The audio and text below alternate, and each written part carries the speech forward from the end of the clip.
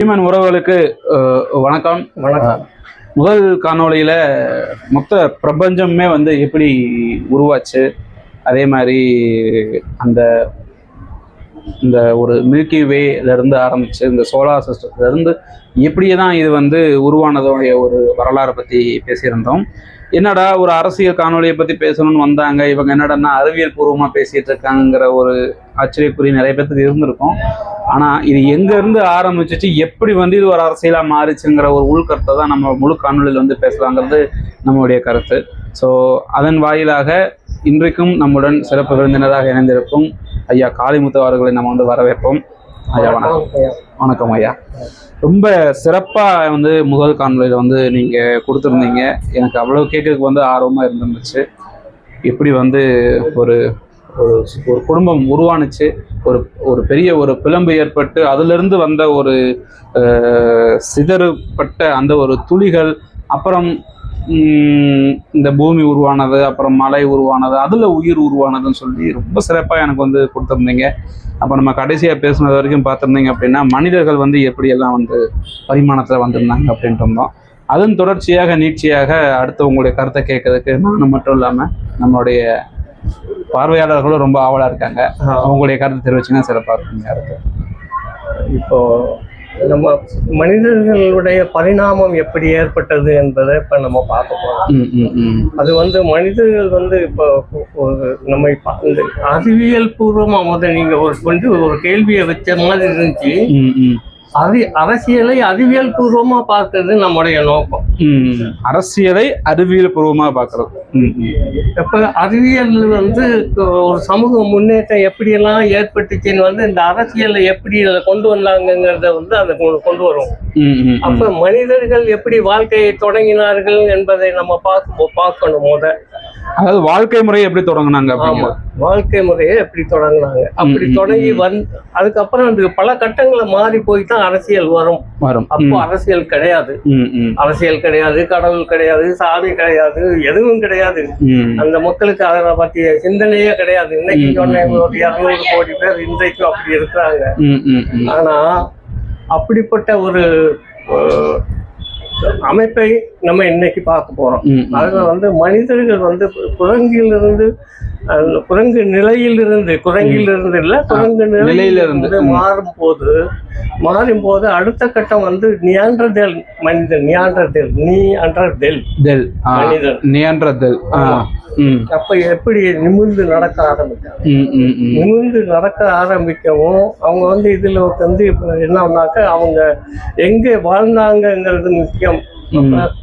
பெரும் வனங்கள் காடுகள் அதிகமா இருந்ததுனால இந்த எங்க தண்ணி ஆறு நீர் எங்க ஓடுதோ அது ஓரமா இருக்கிற கல் குகைகளிலையும் மரப்பந்துகளையும் தான் அவங்க வாழ்க்கையை தொடங்கினாங்க.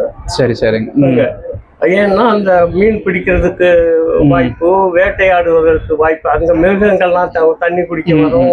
வாழ்வாதாரத்துக்கான இடம் தண்ணியும் அவங்களுக்கு தேவையே. தண்ணி இல்லாத வாழ்க்கை கிடையாது.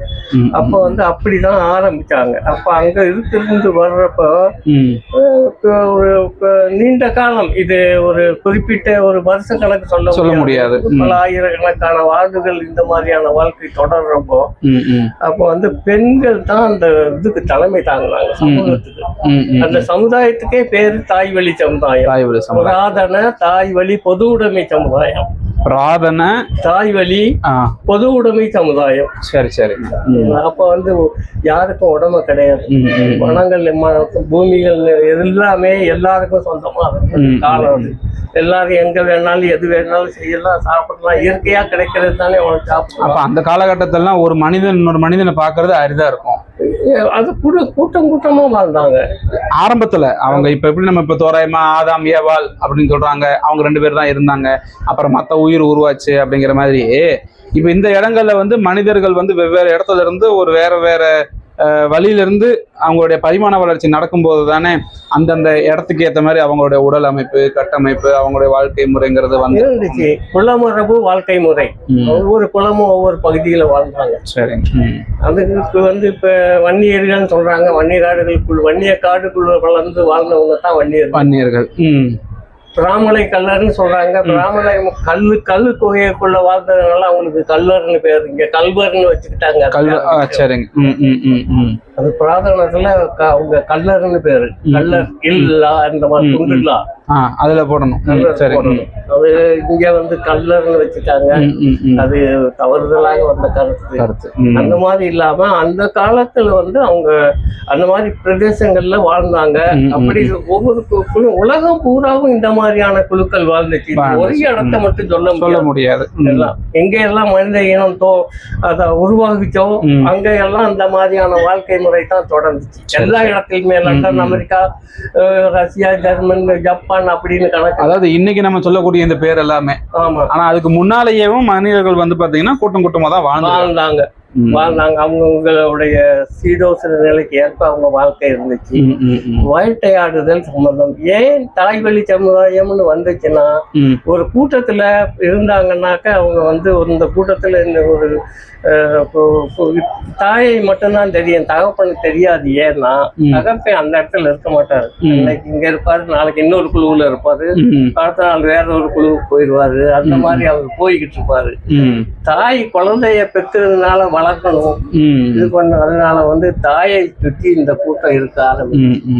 அப்ப தாய் தான் எல்லாத்துக்கும், வேட்டையாடுவதே தாய் தான் தலைமை தாங்கினாங்க. சரிங்க. வேட்டைக்கு கூட ஒரு இடத்துல கூட சொல்லுவாங்க தாய். அப்ப வந்து முறைமை இந்த மாமே மச்சான் உறவு முறை எல்லாம் கிடையாது. எல்லாம் விலங்குகளுக்கு அடுத்த நிலை. இந்த காலு மட்டும் 2 வந்துருச்சு. 4 நடந்தவங்க 2 மாறி. எல்லாமே 4 காலில் நடந்ததுதான். மனுஷனே ஆரம்ப காலம் 4 கால் தான். இது வருவதற்கு நான் என்னத்தே சொன்னேன், அந்த எப்படி வந்து அந்த இது ஒண்ணு இந்த மரத்துல போற அந்த மாற்றம் ஏற்பட்டது. அந்த மாதிரி வந்து இந்த பெண்கள் இப்படி போகும்போது, இந்த வாழ்க்கையை இப்படி இந்த கூட்டம் அவங்க பின்னாலே இருந்ததுனால எல்லா இடத்துலயுமே எல்லாரும் போவாங்க. எல்லாரும் எதையேனும் குடிச்சுக்கிட்டு வருவாங்க. என்ன கிடைக்குதோ கிடைக்கிறது. சில சமயம் பழங்கள், சில சமயம் கிழங்கு, சில சமயம் இலைதழைகள், திங்கக்கூடிய இந்த மாதிரியான இதுகளை கொண்டு வருவாங்க.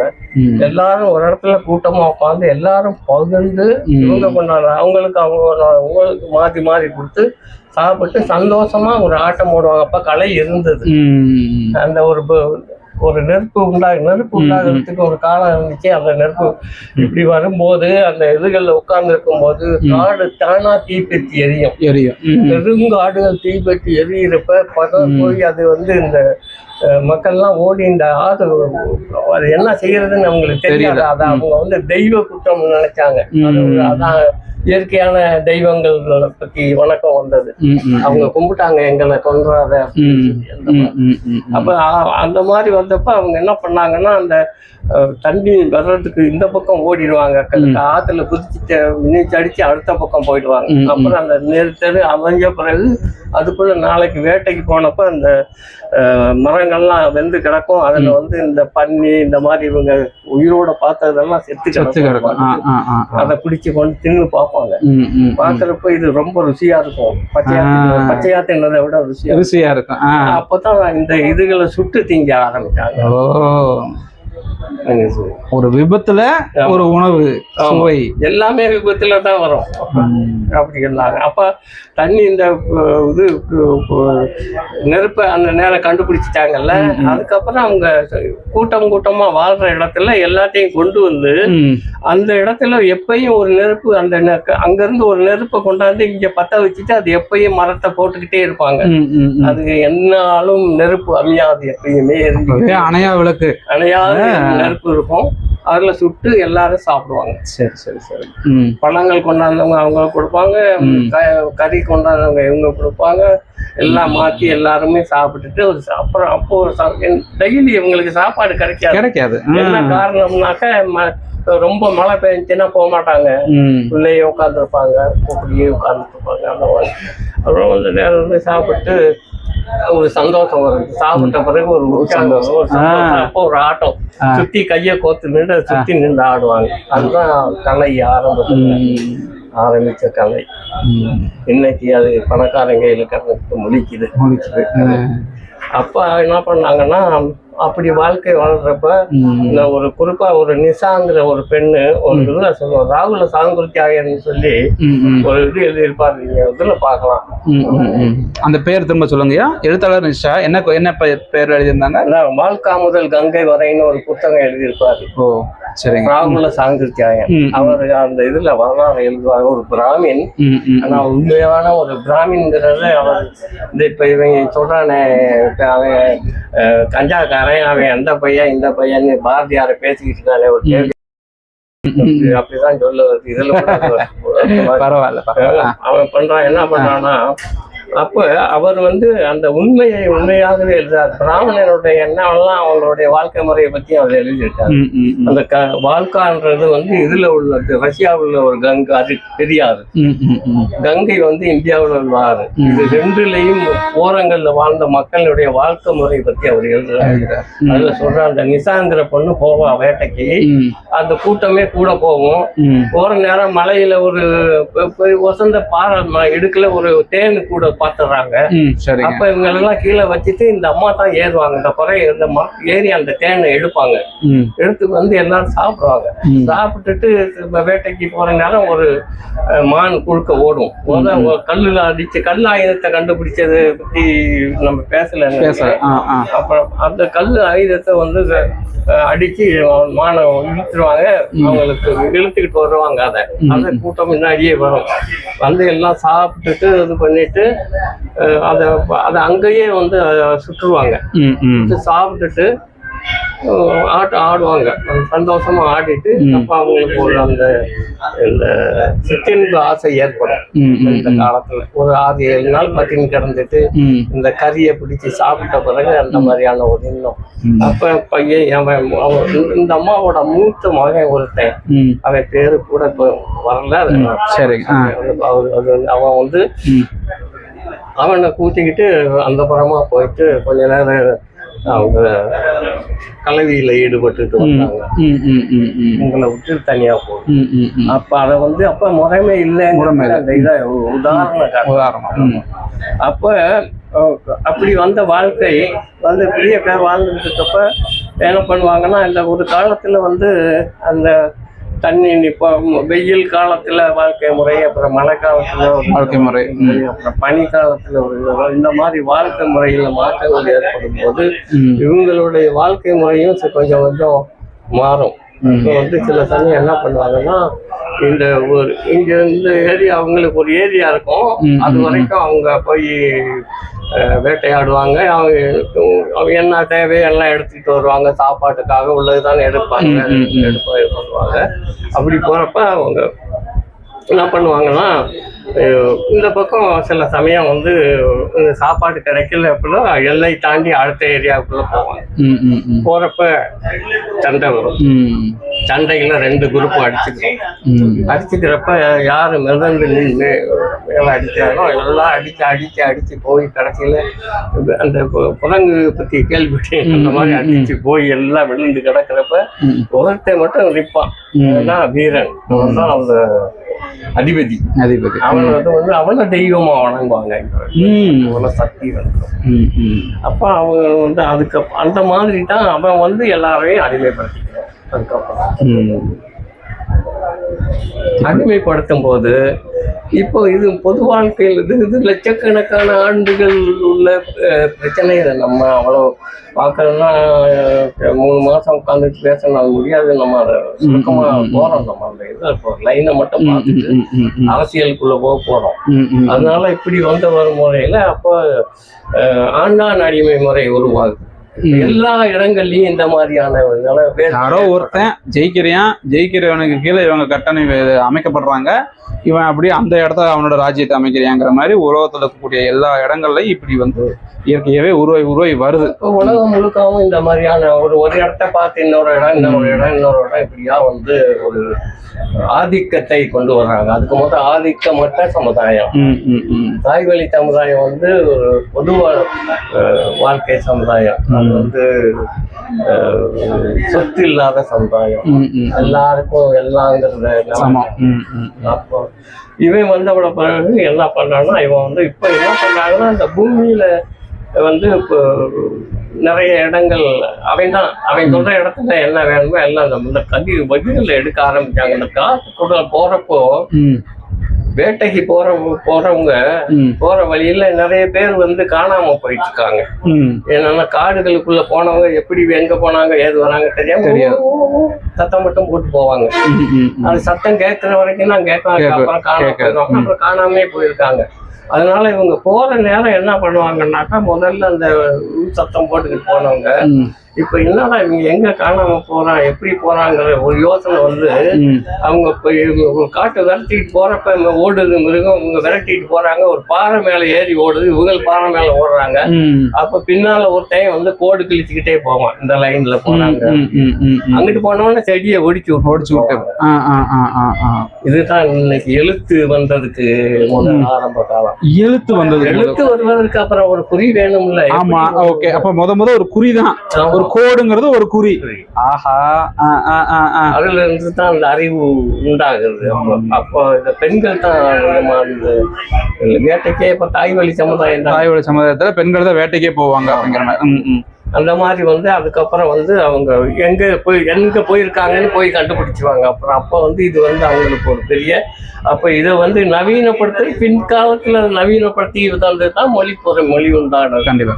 ஆமா, அப்போ வந்து வந்துருச்சு. இப்ப நெருப்பு வந்துருச்சு, இப்ப எழுத்தறிவு வந்துருச்சு, மொழி வந்துருச்சு.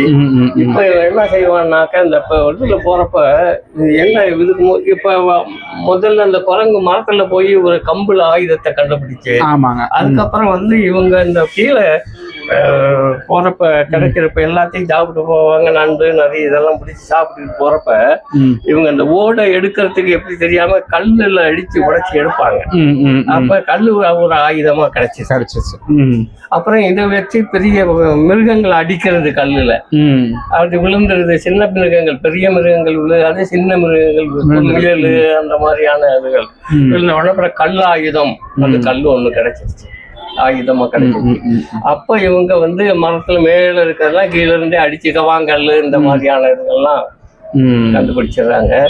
அப்ப வந்து அடிச்சு கீழே இருந்து வந்து இது பண்ணிக்கிட்டு வாழ்க்கை முறை இப்படி போயிட்டு இருக்கிறப்ப அப்ப ஆண்டான் வந்துட்டான். இப்போ அவன் வந்து என்ன பண்றான்னாக்க அவன் இவங்களை ஆதிக்கம் பண்ண ஆரம்பிச்சுட்டான். அவன் எங்க சொல்றான்னா என்ன செய்ய சொல்றான்னா அதை தான் செய்யணும்.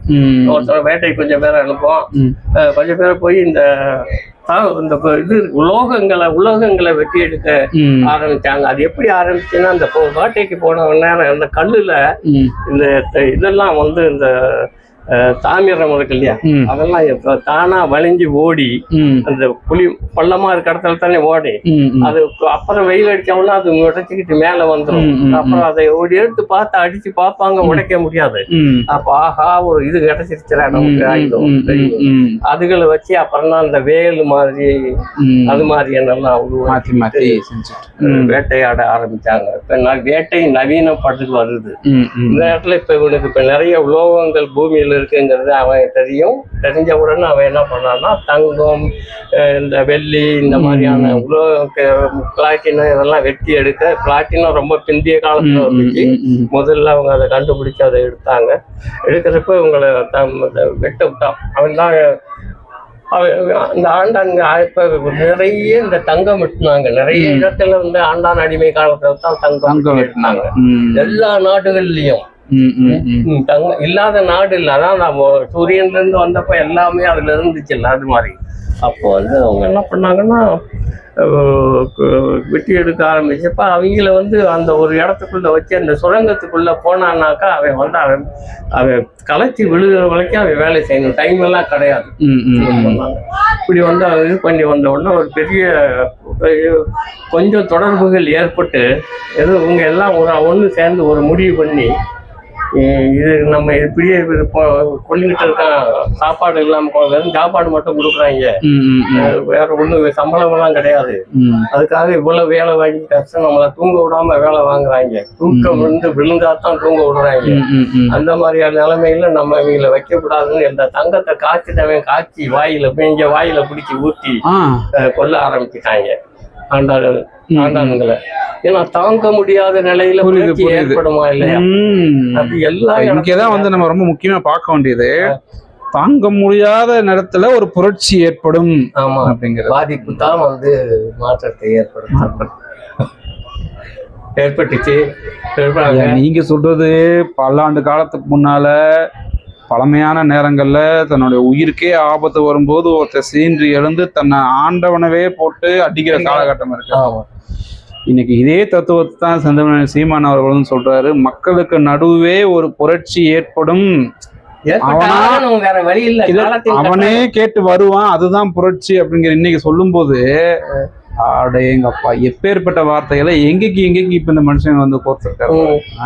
சரி, இப்ப நம்ம சீமான் அரசியல் பத்தி பேச வேண்டாம், இப்ப நம்ம வரலாறு பத்தியே பேசுவோம். உதாரணத்துக்கு சொன்னீங்க, அந்த மாதிரி வந்த காலகட்டத்துல என்ன நடந்துச்சு அப்படின்னு சொன்னீங்கன்னாக்க, இப்படி வந்தவொன்னா இப்போ அவங்க எல்லாம் அந்த அங்க இப்படி இந்த ஆதிக்க சக்திகள் இருந்தவங்க பூரா ஒண்ணு சேர்ந்து ஒரு திட்டம் போட்டாங்க. நம்மள எல்லாரையும் கொண்டுக்குவாங்க போல இருக்கு, நம்ம எதையும் இவங்களுக்கு ஒரு மாற்றம் கொடுக்கணும், மாற்றம் ஒண்ணு தேவை, அப்பதான் நம்ம தப்பிக்க முடியும் போல இருக்குன்னு நிலத்தை பங்கு போட்டாங்க. பூமியை வந்து நல்ல நிலங்கள், சதுப்பு நிலங்கள், பெரிய நஞ்சை நிலங்கள் அதெல்லாம் இங்க வச்சுக்கிட்டு இந்த கரட்டு முரட்டு இந்த மாதிரியான காடுகள் இந்த மாதிரி இருக்கிறத இவங்களுக்கு அளவுக்கு 1 ஏக்கர் 2 ஏக்கர் இந்த மாதிரி கொடுத்து அதுல நீங்க உங்களுக்கு விவசாயம் பண்ணிக்கலாம். எங்களுக்கு வந்து நீங்க சும்மா அழைக்கணும், உங்களுக்கு நிலம் கொடுக்குறோம் நாங்க, உங்களுக்கு சாப்பாட்டுக்காக சாப்பிட்டுக்கங்க, வேலை செஞ்சுக்கோங்க, எங்க வேலையை வந்து நீங்க செஞ்சு கொடுக்கணும். அதுக்கு வேலை செஞ்சாங்க. அப்பதான் பண்ணை அடிமை முறை வந்தது. அதுக்கு நிலவுடைமை சமுதாயம்னு பேரு. இது ஆரம்ப கட்டம். அதுக்கப்புறம் இந்த நிலவுடைமை சமுதாயத்துல நிறைய மாற்றங்கள் ஏற்பட்டுச்சு. நிலவுடைமை சமுதாயம் அப்படி வந்தவுடனே இப்பதான் கலாச்சாரம் எல்லாம் உருவாகிறது. இந்த நிலவுடைமையில அப்பதான் அந்த அந்த எழுதுவார் எப்படின்னா, குடும்பம் வந்த பிறகு தனிச்சொத்து வந்துச்சு, தனிச்சொத்து வந்த பிறகு குடும்பம் அரசு வந்துச்சு, குடும்பம் தனிச்சொத்து அரசு. குடும்பம் வந்து சொத்துக்களை காப்பாற்றுவதற்காக ஒரு எனக்கு இந்த பொண்ணைத்தான் கட்டுவேன் அப்படின்னு அத்தை மகளை மாமா மகளை சொந்தத்துல கட்டிக்கிட்டு அந்த சொத்துக்கு வீணா வரணுங்கிறதுக்காக அப்படி ஒரு கல்யாண முறையை ஏற்படுத்தினாங்க சொத்துக்காக. அதுக்கு முதல்ல கல்யாண முறை இல்ல அவங்க தான், அதுதான் கலாச்சார மாற்றம் ஏற்பட்டது. அப்ப அவன் என்ன பண்ணாங்கன்னாக்கா, அவன் இது பண்ணோன்னா இவங்க இப்போ எல்லாமே அவங்க தான், இவங்களை வந்து அப்பயும் அடிமை தான். ஆனா அந்த அடிமையில இருந்து இது கொஞ்சம் மாற்றம். ஏன்னா அவனுக்காக உழைச்சி சாப்பிட கொஞ்சம் நிலம் இருக்கும்.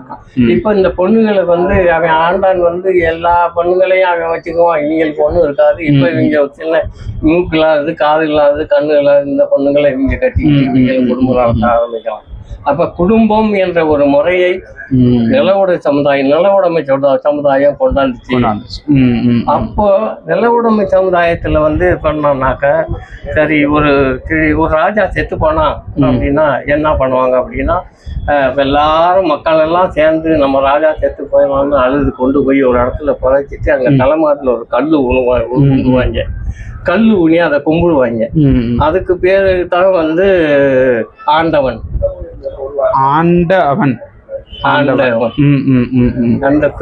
அது நடுகல்னு பேரு.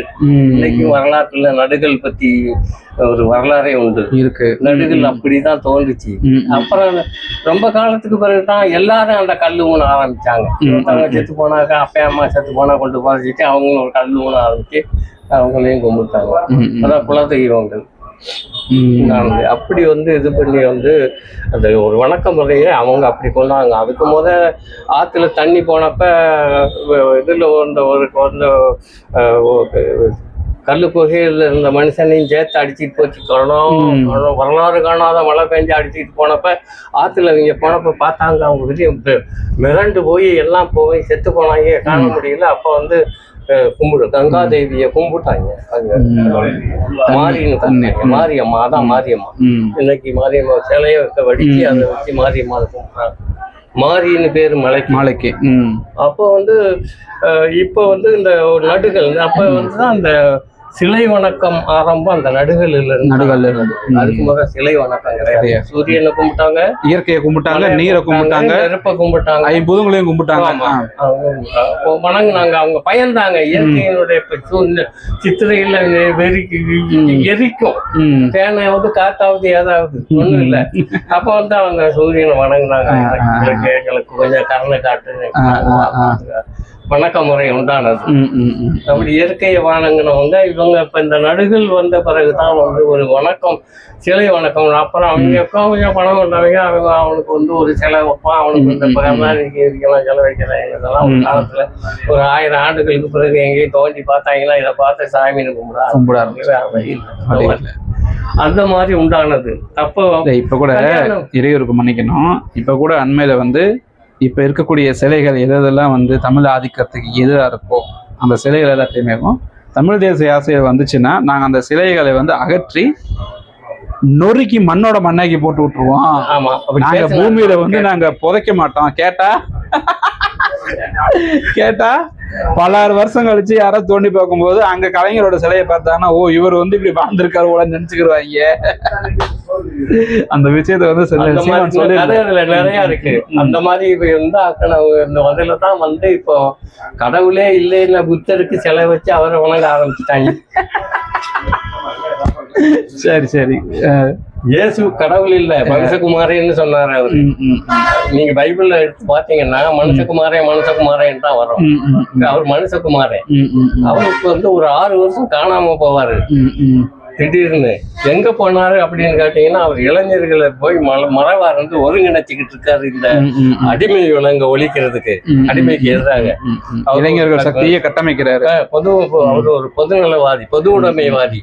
ஒரு அப்பத்தை 10 பேருக்கு பங்கு போட்டவர் இல்லையா? அப்ப தத்துவம் அங்கேயே வந்துருது. அப்ப அதை வந்து இவங்க வந்து என்ன பண்ண, இந்த ராஜாக்கள் வந்து இவர் மதத்துக்கு எதிராக பண்ணினாரு அப்படிங்கிறதுக்கு தான் அவரை சிலையில் அடிச்சாங்க. அப்போ கால தண்டனை வந்து மதத்துக்கு பேசினா சிலையில் அடிக்கிறது. சிலையில் அடிச்சாங்க. சிலையில் அடிச்சுட்டு என்ன பண்ணாலும் அவனே இதுக்கு சாம்பிராணி போட்டு சாமி ஆக்கி விட்டுட்டு இவங்களை பூரா அதில் சுத்த வச்சுட்டான். அவரோட புரட்சி கருத்துக்கள் வெளியே அதுதான். அப்போ இந்த கடவுளை பத்தி பேசுறதுல எவ்வளவு பொய் இருக்குங்கிறது இந்த புத்தரையும் காந்தியையும் வச்சு பார்த்தேன். மட்டும் இல்ல, சித்தர்கள் யாரும் கடவுள் எதிர்ப்பு தான். சித்தர்கள் எல்லாருமே திருமூலர் மட்டும்தான் வந்து ஒன்றே குலம் ஒருவனே தேவன் சொன்னவர் திருமூலர். அது அண்ணாதுரை பிற்காலத்துல சொன்னாரு. அவர் மட்டும்தான். ஆனா அது வந்து இந்த ஒன்றே குலம் ஒருவனே தேவன் அப்படின்றதுக்கு வந்து என்ன பொருள்னா, யார் அந்த ஒருவன்? நான் கேட்கிறேன், நீங்க கேக்குறீங்க, அந்த ஒருவன் யார்? ஒன்றே குலம் ஒருவனே தேவன். அப்ப அந்த ஒருவன் யார்? அதுக்கு இன்னைக்கு வரைக்கும் விடை இல்லை. மோடி சொன்ன மாதிரி ஒரே தேர்தல், ஒரே நாடு, ஒரே ரேஷன் கார்டு, அப்ப அந்த ஒரே தலைவன் அப்படிங்கிறப்ப அது மாதிரி வந்து கேட்க வருது. அப்புறம் வந்து ஆரம்பம் வந்து தாய் வழி சமுதாயம் தான் ஆரம்பம். இப்ப நீங்க சொன்ன மாதிரி ஒன்றே குலம் ஒருவனே தேவன் அப்படின்னா இந்த உலகத்துல கடவுளுங்கிறது ஒருத்தன் தான். ஒன்னொன்னுக்கும் தனித்தனியா அவர் கடவுள் கிடையாதுப்பா, ஒருத்தன் தான் சொல்ல வர்றாரு. அப்ப அந்த ஆண்டவன் அந்த மாதிரி அது ஆண்டவன் கடவுளா வர முடியாது இல்ல. அதுக்கு அவன் ஹிந்து மதத்துல என்ன சொல்றான்னா, ஆதியும் அந்தமும் இல்லாதவன் கடவுள், ஆதியும் அந்தமும் இல்லாதவன் கடவுள், நாயகா, அப்படித்தான் கும்பிட சொல்றான். சிறப்பு. எவ்வளவு ஒரு விஷயங்கள் உள்ள இருக்குன்னு பாருங்க. இப்ப நம்ம வந்து 2வது கட்ட இந்த ஒரு கலந்துரையாடல்ல மனிதர்கள் வந்து அவங்க பரிமாணம் அடைஞ்சது பிறகும் தனியா இருந்த ஒரு மனிதன் எப்படி வந்து முதல்ல தீய பார்த்தான், தீயில வந்த உணவு எவ்வளவு சுவைங்கிறத புரிஞ்சுட்டான். அது பிறகு நீரோடைய பக்கத்துல கூடிய விவசாயத்தை பண்ண ஆரம்பிச்சதுல இருந்து அப்படியே கூட்டமா பிரிஞ்சு வாழ ஆரம்பிச்சதுல இருந்து அவங்களுடைய வாழ்க்கை முறை வந்து இப்படி வந்து கூட்டமா ஏன் பிரிஞ்சு வாழ்ந்தாங்க அப்படின்னாக்க, அவங்க தனியா இருந்து வாழ முடியாது. மிருகங்கள் அடிச்சு போட்டுரும், கொண்டுரும். மிருகங்கள் எதுக்குன்னா கூட்டமா இருக்கணும், கூட்டமா இருந்து வாழ்ந்தாங்க. இப்போ அந்த நேரம் அதுல இருந்து விவசாயத்துக்கு வர்றதுக்கு விவசாயத்தை மகளிர் கண்டுபிடிச்சாங்க, பெண்கள் தான் கண்டுபிடிச்சாங்க. எப்படி கண்டுபிடிச்சாங்கன்னாக்க, இப்போ ஒரு கொய்யாப்பழத்தை அந்த காட்டுல போய் பிடிங்கிட்டு இங்க வர்றீங்க, இந்த குகைக்குள்ள இங்க இவங்க இருக்காங்க, இவங்களுக்கு கொடுக்குறாங்க, அவங்க சாப்பிட்டு அந்த விதை சிதறது இல்லையா, அதெல்லாம் ஆத்தோரம் தானே, சதுப்பு நிலங்கள்ல தானே இவங்க இருக்காங்க, ஆத்தோரங்கள் உள்ள அது அந்த நிலங்கள்ல முளைச்சி ஒரு 2 வருஷம் 3 வருஷம் கழிச்சு இவங்க முன்னாடியே காய்ச்சி தொங்குது. அப்ப இவன் சிந்திக்கிறான், அங்க பிடிக்கிட்டு வந்தது இங்க எப்படி வந்துச்சு, ஒரு சிந்தனை வருது. அப்ப விவசாயம், அப்ப பெண்கள் தான் இங்க விவசாயம்னு பேர் இல்லைனாலும் ஆனா அத விவசாயம் வந்து பண்ண ஆரம்பிச்சிருக்காங்க. எந்த காலத்துல அவங்க தங்கி இருந்தாங்கன்னா அந்த மகப்பேறு காலம், ரொம்ப வயதானவங்க, நோயுற்றவங்க பெண்கள் வந்து அந்த இதுல தங்கி வெளியே வேட்டைக்கு போகாம தங்கி இருப்பாங்க. அவங்களுக்காக இந்த பழங்களை இங்க கொண்டாந்து கொடுக்குறப்ப அந்த விதை, அப்ப இந்த விதக்கம் விளைச்சது இதை பெண்கள் தான் கண்டுபிடிச்சாங்க. இது அங்க இருந்ததுனால இயற்கையாகவே புரிஞ்சது. அதனால அப்ப விவசாயத்தை ஆரம்பிக்கிறாங்க. விவசாயத்தை ஆரம்பிச்சா முதல்ல ஆயுதம் எல்லாம் கிடையாது, அவங்களுக்கு கையில ஏதோ ஒண்ணு தண்ணி இருக்கிற இடம் ஆயுதமா பயன்படுத்தினாங்க. அதுல ஈஸியா உடனே கிடைக்கிறதுங்கிறது கல்லு. அடுத்து வந்து இப்ப உலோகங்களையும் கண்டுபிடிச்சாங்க. அடிமை காலத்துல உலோகங்களை கண்டுபிடிச்சாங்க. அப்ப உலோகங்களை கண்டுபிடிச்ச பிறகு உலோகங்களால உழுது ஆரம்பிச்சாங்க. அப்போ இவங்களுக்கு என்ன பண்ணா, கொஞ்சம் விவசாயத்தை பெருக்கணும், கொஞ்சம் கொஞ்சமா பெருக்கிக்கிட்டு போறப்ப அங்க வந்து தனியா அங்க வந்து தங்க வேண்டி இருக்கு. அவங்க அந்த நிலத்துல போய் தங்கணும், இல்லைன்னா மிருகங்கள் எல்லாத்தையும் அடிச்சுட்டு போயிடும். இப்ப இங்க ஏகப்பட்ட மிருகங்கள்ன்ற காலம் அடிச்சுட்டு இந்த மக்கள் எல்லாம் ஒன்னா வாழ்ந்ததுக்கு காரணம் அவங்களுடைய பாதுகாப்புக்காக. ஆமா. அப்புறம் விவசாயம் பண்ணாங்க. அப்புறம் அவங்க வாழ்க்கை முறை, அதுல ஒருத்தருக்கு ஒருத்தர் ஒரு கூட்டம் இன்னொரு இடத்துக்கு போகும்போது எதிர்ப்பு, தன்னுடைய டெரிட்டரியை பாதுகாக்கிறதுக்காக அதுல வந்து எதிர்ப்புல, அதுக்கப்புறம் அதுல போட்டி பொறாம, அதுல இறந்தவர்கள் போக அதுல ஜெயிச்சவன் வந்து அந்த இடத்துல நான் தாண்டா எல்லாமே அப்படிங்கிற ஒரு ஆதிக்கம் செலுத்த ஆரம்பிக்கிறாங்க. திரும்ப இன்னைக்கு அவங்க தான் ஆதிக்கம் செலுத்திக்கிட்டு இருக்காங்க. அதை மனசுல வச்சு அரசியல் எப்படி உருவாகுச்சு ஒரு தொடர்பு. இப்ப இன்னைக்கு இந்த அரசியலுக்கும் அங்க இருந்த அந்த ஒரு புராண நிகழ்வுகளுக்குமே இருக்கக்கூடிய தொடர்பை நம்ம இங்க இருந்து உருவாக்குறோம். நம்ம உருவாக்கல, ஆயிருக்குங்கிறத புரிஞ்சுக்கிறோம். அப்ப வந்து என்ன பண்றாங்கன்னாக்க, அதுல வந்து அப்போ அங்க வந்து இவங்க குடியிருப்புகளை உண்டாக்க வேண்டியிருந்துச்சு. அப்ப அந்த குடியிருப்புகளுக்கு என்ன பண்றாங்கன்னாக்கா, இங்க கிடைக்கிற மரங்கள் இந்த மாதிரி மரத்தடியில இருந்தா கொஞ்ச நேரத்துக்கு மழை கிடைக்காது. அப்புறம் வந்து மழை விழுகாது மேலுக்கு, அப்புறம் மழை வந்து விழுகும். அப்ப என்னன்னா எதையும் ஒண்ணு பண்ணணும். அப்ப அந்த காஞ்சி கிடக்குற மரங்கள் மேல செடி செத்தையை அள்ளி போட்டு கிடைக்கிறத கிடைச்சி அது உட்காந்துருவாங்க. அப்ப ஒரு குடியிருப்பை உருவாக்குற அறிவு அதுல இருந்து உண்டாகுது. அப்ப என்னன்னாங்க, மரத்துல உரிச்சா பட்டைகள் கிடைக்கிறது. அந்த பட்டைகளை வந்து அதான் மர உரி தரித்துன்னு சொல்லுவாங்க. சிவன் மர உரி தான் தரிச்சிருந்தாங்க. அது ஆதி காலத்துல சிவனை பற்றி சொல்லும் போது மர உரி தான். அந்த மர உரிய உரிச்சு அதை ஒன்னா சேர்த்து கட்டி இந்த கட்டி இடுப்புல கட்டிக்குவாங்க. அந்த மனம் மட்டும் தொடங்கும். இப்ப கூட அந்த இலங்கையில அந்த வேடர்களை பார்க்கலாம். அந்த மாதிரி மர உரி தரிச்சு வருவாங்க. அந்த முருகனை வெளியே எடுத்து கொடுக்கறதுக்கு அவங்க வந்து வருவாங்க. சரி, அதனால அந்த மாதிரி வந்து மர உரி தரிக்க ஆரம்பிச்சாங்க. அதுல இருந்து தான் இந்த துணி கட்டுற முறை ரொம்ப பின்காலத்துல உருவாச்சு. அது முதல்ல அது பட்டையை பின்னி கட்டிக்கிட்டு வந்தவங்க. அந்த மாதிரி விவசாயம் ஆரம்பிச்சாங்க. மிருகங்கள்ல இருந்து பாதுகாக்கணும், அதுக்காக அங்க போய் கூட்டமா வாழ ஆரம்பிச்சாங்க. அப்ப வந்து அங்கே பெரிய இதுகள் எல்லாம் உண்டாச்சு. என்னன்னா, கிராமங்கள் மாதிரி வாழ்க்கை முறை அங்கே உருவாகுது. நாகரிகம் இன்னும் நவநாகரிகம் பின் காலத்துல வரும். அப்ப கொஞ்சம் இப்ப நம்ம எனக்கு தெரியவே நவநாகரிகம் வரலையே, ரொம்ப கஷ்டமா இருந்துச்சு. அப்ப வாழ்க்கை முறை பார்க்குறப்ப இப்ப நம்ம இது வரைக்கும் பார்த்ததுல இப்ப இந்த இந்த இந்த கோட்பாடு நம்ம நிறுத்திக்கிடுவோம். நீ அடுத்து தொடர்ந்து பேசலாம். இப்ப நம்ம முழுக்க நம்மளுடைய இன்னும் கொஞ்சம் முக்கால்வாசி விஷயங்கள் இதுல பேச வேண்டியிருக்கு. அப்ப சாமி உண்டாயிருச்சு, கடவுளை பத்தி ஒரு கொள்கை உண்டாகுது. கோயில்ல டபுள் அர்த்தத்தில் தான் வச்சாங்க. கோயில் அப்படின்னாக்க நாங்க சொல்றது கோனா தலைவன், இல்லுனாக்கா உள்ளே போ, உள்ளே கோயில் உள்ளே போ. அங்க அப்ப கோயில் அப்படி கோயில் இல்லைனாக்கா இல்லை, தலைவன் இல்லை. கோ தலைவன் இல் இல்லையும்.